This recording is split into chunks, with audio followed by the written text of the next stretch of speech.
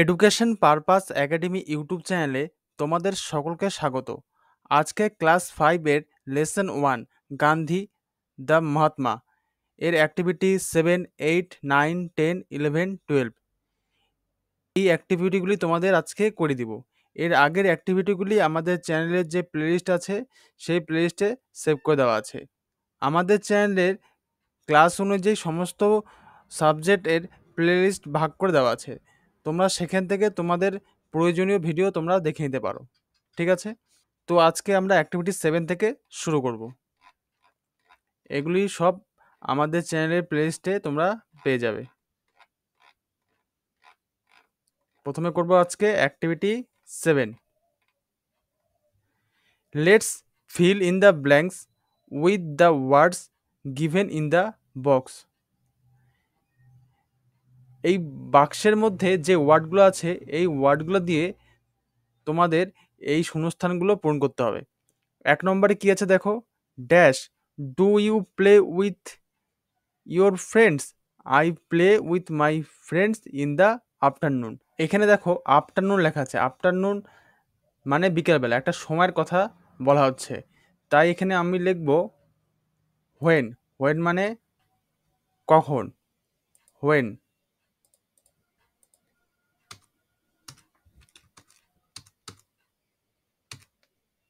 When do you play with your friends? কখন তুমি তোমার বন্ধুদের সঙ্গে খেলা করো? I play with my friends in the afternoon. আমি বিকেলবেলা আমার বন্ধুদের সঙ্গে খেলা করি। নেক্সট 2 নম্বর, dash is your best friend?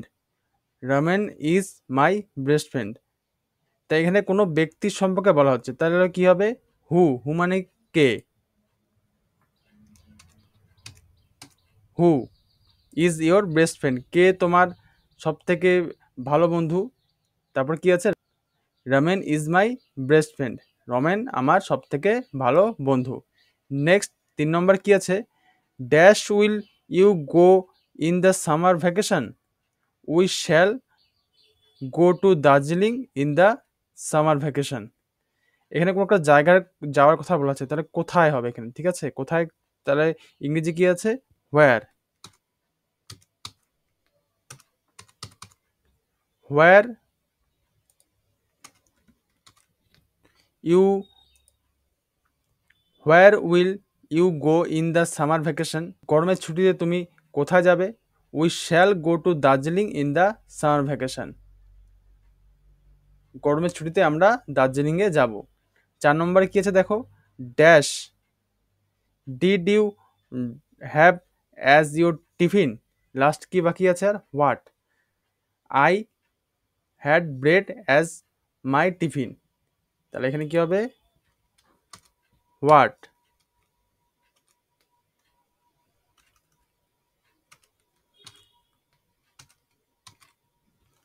What did you have as your tiffin? তুমি জলখাবারে কি খেয়েছিলে প্রশ্ন করছে এখানে। হোয়াট মানে কি? I had bread as my tiffin. আমি জলখাবারে পাউরুটি খেয়েছি বা রুটি খেয়েছি। ঠিক আছে? হু মানে কে? যখন কোনো ব্যক্তি থাকবে তার উদ্দেশ্য করে তখন প্রশ্ন করার সময় এটা হু লিখতে হবে। হোয়েন মানে কখন, আর হোয়াট মানে কি, হোয়ার মানে কোথায়। ঠিক আছে? নেক্সট কি আছে দেখো, লেটস রিড দ্য সেন্টেন্সেস। 1 নম্বরে কি আছে? My mother is well. আমার মা ভালো সেলাই করেন। এখানে তোমাকে উদ্দেশ্য আর বিধেয় সেটা তোমাকে দেখতে হবে। কোথায় উদ্দেশ্য কি? বাক্যে যার সম্পর্কে কিছু বলা হচ্ছে, কার সম্পর্কে বলা হচ্ছে? মাই মাদার, তাকেই বলা হয় উদ্দেশ্য। ঠিক আছে? মাই মাদার এখানে উদ্দেশ্য, বা আমার মা এখানে উদ্দেশ্য। তিনি কি করেন? তিনি সেলাই, ভালো সেলাই করেন। তারা উদ্দেশ্য সম্পর্কে যেটাই বলা হয় সেটা হচ্ছিল বিধেয় বা প্রেডিকেট। ঠিক আছে? তাহলে মাই মাদার এখানে সাবজেক্ট, আর সাবজেক্ট সম্পর্কে কি বলা হচ্ছে? সি ওয়েল, মানে ভালো সেলাই করতে পারে। সি ওয়েলটা হচ্ছিল প্রেডিকেট। ঠিক আছে? সাবজেক্ট সম্পর্কেই বলা হচ্ছে বলে এটাই প্রেডিকেট। ঠিক আছে? নেক্সট কি আছে? The reply surprised the boy. প্রত্যুত্তরটি বালককে অবাক করেছিল। তার দ্য রিপ্লে এটা হচ্ছে সাবজেক্ট, তার জন্য হাইলাইট করে দিয়েছে আগে। দেখো 3 নম্বর দেখো, I keep thousands of rupees. আমি হাজার হাজার টাকার হিসাব রাখি। তো আই এখানে সাবজেক্ট, বাকিটা প্রেডিকেট। 4 নম্বরে হি kept that coin with him for ever. তিনি এই মুদ্রাটি নিজের কাছে বরাবরের জন্য রেখে দিয়েছিলেন। তারপর কার সম্পর্কে বলা হচ্ছে? হি মানে সে। তার এখানে সিটা হচ্ছিল সাবজেক্ট, আর বাকি যে উদ্দেশ্য সম্পর্কে বা সাবজেক্ট সম্পর্কে যেটা বলা হচ্ছে সেটা হচ্ছিল প্রেডিকেট। ঠিক আছে, নেক্সট দেখো, এখানে দেখো সব ভাগ করে লিখে দিয়েছে কোনটা সাবজেক্ট আর কোনটা প্রেডিকেট। এরপরে কি আছে দেখো, to identify the subject ask who what to the verb of the sentence. উদ্দেশ্যকে চিহ্নিত কি করতে হবে আমাদেরকে? যে কোনো ক্রিয়াপদকে কে বা কি দিয়ে প্রশ্ন করতে বলেছে। ঠিক আছে, next, every sentence has two part, subject and predicate. প্রত্যেকটা বাক্যের দুটা পার্ট আছে, সাবজেক্ট আর predicate. The subject is that part of the sentence about whom which the sentence says something. উদ্দেশ্য হলো বাক্যের সেই অংশ যার বা যেটি সম্বন্ধে কিছু বলা হয়। আর predicate is that part of the sentence that tells us something about the subject. বিধেয় হলো বাক্যের সেই অংশ যা উদ্দেশ্য সম্বন্ধে কিছু বলে। এখানে my mother is well, my mother সম্পর্কে কিছু বলা হচ্ছে, কি বলা হচ্ছে? সিউস ওয়েল, তাই এটা প্রেডিকেট। কার সম্পর্কে বলা হচ্ছে? মাই মাদার, তাই এটা সাবজেক্ট।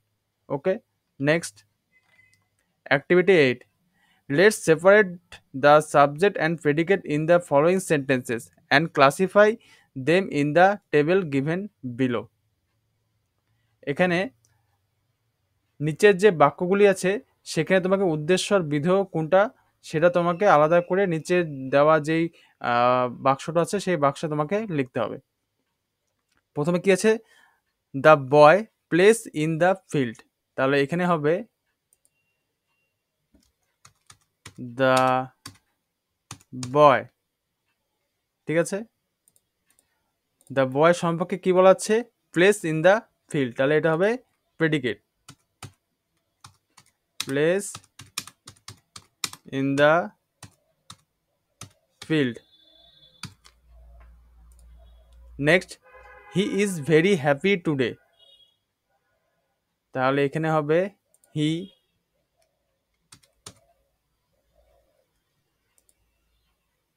তার প্রেডিকেট কি হবে? হি সম্পর্কে বলা হচ্ছে is very happy today. Next, the girl stood first this ইয়ার, তাহলে এখানে কি সাবজেক্ট? দ্য গার্ল, মেয়েটার সম্পর্কে বলা হচ্ছে, কি বলা হচ্ছে? Stood first this year.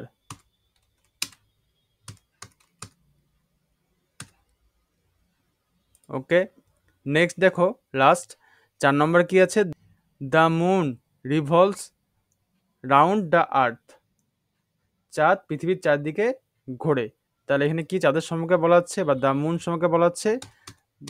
The moon, এখানে কি হবে? Revolves, revolves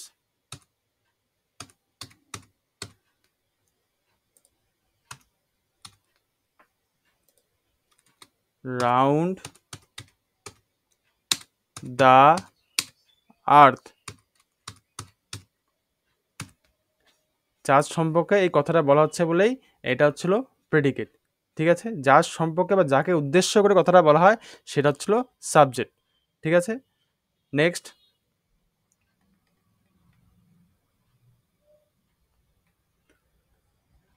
let's look at the following sentence. এখানে সেন্টেন্সগুলো দেখো, সেন্টেন্সে কি লেখা আছে?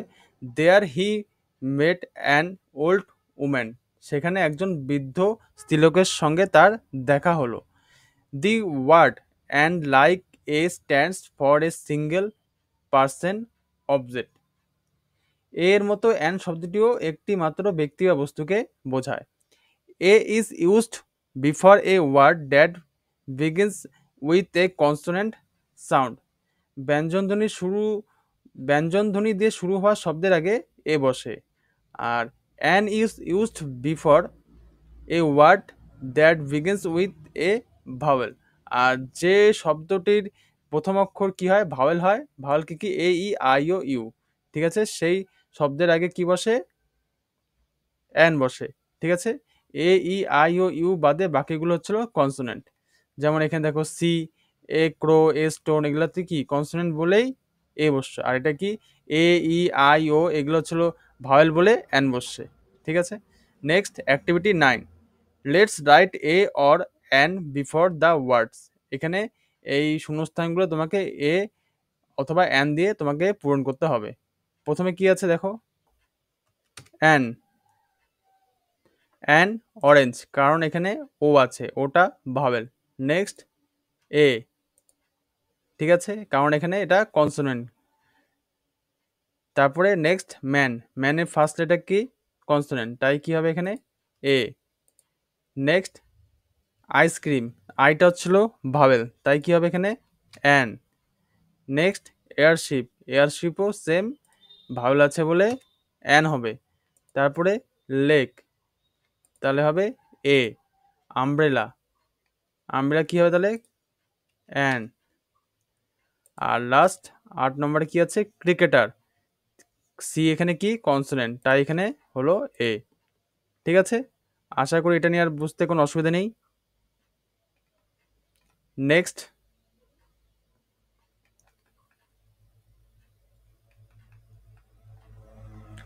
এখানে আরেকটা জিনিস দেখো,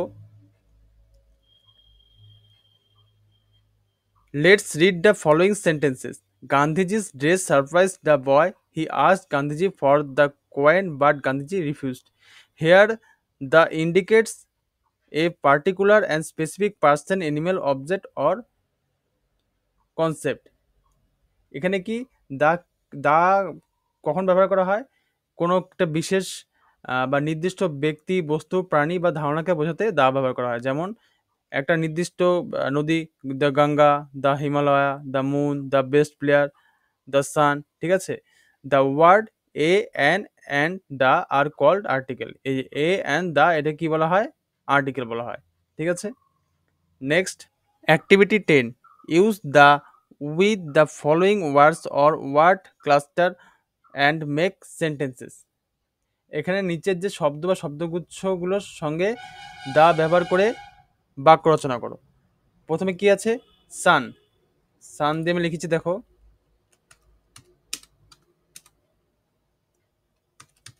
the sun rises in the east.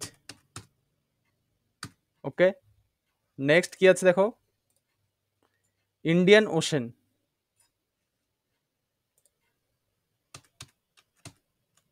Indian ocean.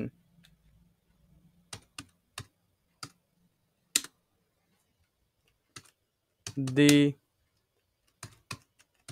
Indian ocean is to the south of India. ভারতের দক্ষিণে ভারত মহাসাগর অবস্থিত। নেক্সট কি আছে, এলডেস সন, এলডেস সন। রহিম is the eldest son of his family. রহিম পরিবারের সবথেকে বড় ছেলে। Next Indian cricket team, Indian cricket team, in the Indian cricket team is one of the most successful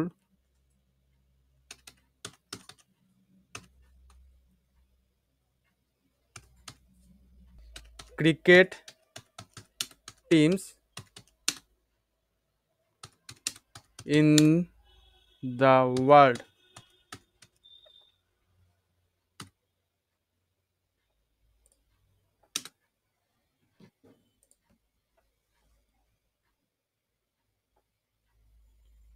complete. Next কি আছে দেখো, activity 11, let's fill in the blanks with suitable article. এখানে article দিয়ে এই শূন্যস্থানগুলো তোমাকে পূরণ করতে হবে। প্রথমে কি আছে দেখো, India won the cricket world cup for the second time in 2011। Bharat 2011 সালে দ্বিতীয়বার ক্রিকেট বিশ্বকাপ জিতেছিল। It was a moment of great triumph and dash, এখানে ড্যাশে কি হবে তাহলে, an event of great inspiration to the youth of India. এটি ছিল একটা দারুণ জয়লাভের একটা মুহূর্ত এবং ভারতীয় যুবকদের জন্য একটা দারুণ অনুপ্রেরণার বিষয়। ইন্সপিরেশন মানে কি, অনুপ্রেরণা। Next, the members of team India were hailed as national heroes. ভারতীয় দলের সদস্যদের জাতীয় বীর হিসেবে সম্বর্ধনা দেওয়া হয়। ঠিক আছে।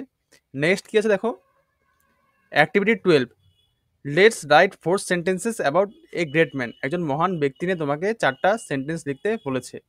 ঠিক আছে, আমি তোমাদের লিখে দিচ্ছি, তোমরা এটা খাতায় চাইলে লিখে নিতে পারো। এখানে তোমাদেরকে আমি নেতাজি সম্পর্কে লিখে দিচ্ছি। 1 নম্বর কিছু দেখো, Netaji Subhashchandra Bose was a great freedom fighter. Netaji Subhashchandra Bose ছিলেন একজন মহান স্বাধীনতা সংগ্রামী। He was born on 23 January 1897 in Cuttack.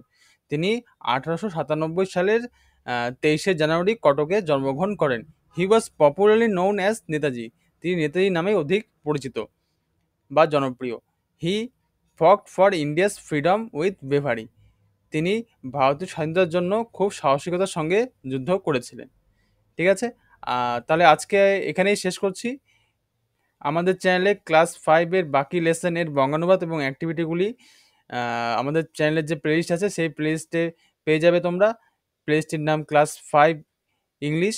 তো এরকম বিভিন্ন ভিডিও পেতে অবশ্যই আমাদের চ্যানেলটিকে সাবস্ক্রাইব করে রাখবে, আর ভিডিওটি ভালো লাগলে অবশ্যই ভিডিওটিকে লাইক করে রাখবে। তো আজকে এখানে শেষ করলাম, থ্যাংক ইউ।